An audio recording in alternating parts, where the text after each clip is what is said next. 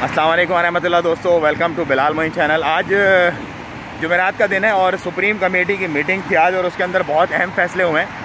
उन फैसलों में से सबसे अहम ये है कि मस्जिदें जो प्रेयर हॉल्स बेसिकली जो मॉल्स के अंदर था उनको खोलने का इंदिया दे दिया गया, उनको खोल दिया जाएगा इंशाल्लाह। और उसके साथ ही साथ जो शीशा बार्स वगैरह बंद थे वो शीशा बार्स भी अब खोल दिए जाएंगे।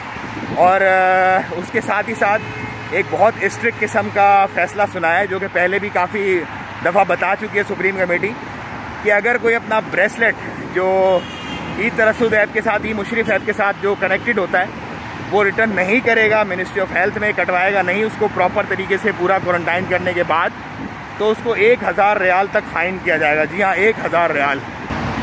उसके बाद अगर एजुकेशन की बात करें तो स्कूल्स आपको पता है खोल दिए जा रहे हैं, तो डिपेंड करता है, अगर आप अपने बच्चे को भेजना चाहते हैं स्कूल तो भेज सकते हैं, वरना जो ऑनलाइन वाला ऑप्शन चल रहा है ऑलरेडी उस ऑप्शन पे भी आप कैरी फॉरवर्ड कर सकते हैं। गैदरिंग्स जो हैं वो अलाउ नहीं है अभी भी, हालांकि सब कुछ खुल गया है लेकिन गैदरिंग्स पे अभी भी पाबंदी है, तो आप गैदरिंग्स बिल्कुल अवॉइड करें, क्योंकि गैदरिंग्स जो हैं वो अल्हम्दुलिल्लाह बहुत कंट्रोल्ड हुई हैं। उसकी वजह से कोरोना भी बहुत कंट्रोल हुआ है ओमान में स्पेशली।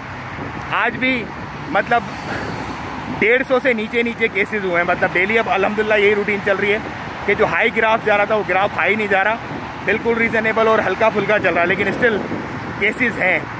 और थर्ड वेव की भी बात चल रही है बहुत सारे कंट्रीज़ में, सो उसको अवॉइड करने के लिए बहुत ज़्यादा इक़दाम किए जा रहे हैं सुप्रीम कमेटी की तरफ से।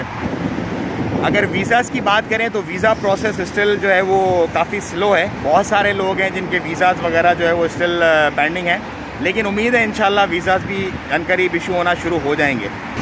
तो ये थी आज की कुछ अपडेट। दुआओं में याद रखिएगा, अपना बहुत ख्याल रखिएगा, चैनल को सब्सक्राइब करें और इस वीडियो को ज़्यादा से ज़्यादा लाइक और शेयर करें। अस्सलाम वालेकुम व रहमतुल्लाह।